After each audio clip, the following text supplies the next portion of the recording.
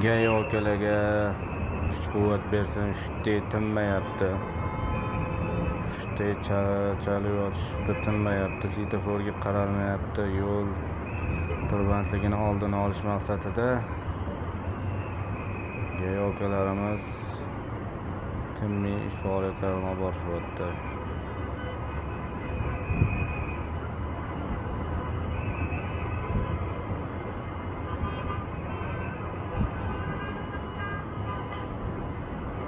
Mashina ikki o'rtada qolib ketuvdi hozir. Yo'qda-ham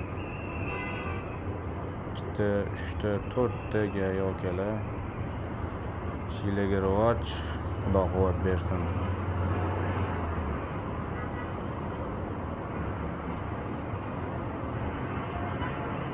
Oqim katta, oqim ko'p.